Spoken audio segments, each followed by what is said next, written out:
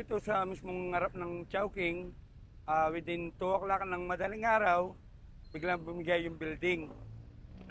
Within 5 seconds, tapos lumindol ng yumugig yung lupa. Ang sabi niya sa akin, gusto niya daw magiging army. Yung pangarap niya. Siya lang talaga ang gusto kong makatapos. Tapos iyong umalis. Wala nang iba. Kasi yung mga kapatid niya, mayroon naman ang asawa. Siya na lang talagang inaasahan ko. Pero wala na. Hindi nga ako sumama doon sa morgue dahil hindi ko kaya sigurong makita na ganyan. Kung nandoon na talaga. Sabi kasi dito, marami daw na, wala nang ulo, wala nang mga kamay, naghihiwalay-hiwalay na.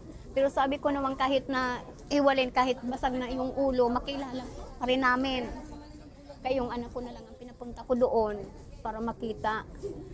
Kasi pag ako pumunta doon, baka ako pang mamatay doon.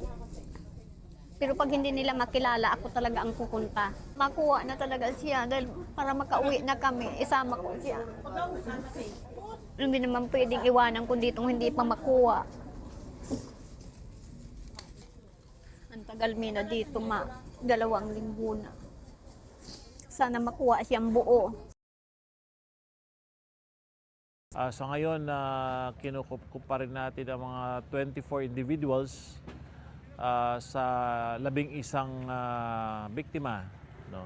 Inihintay nilang makremate ang mga katawan ng mga mahal nila sa buhay. Ang na-recover na body as of today, nasa 27. No? So lumagpas dun sa mga bilang na ine-expected nila. Huwag pabayaan itong mga biktima. No? Lalong-lalo na alam namin nakatanggap sila ng financial assistance sa local government.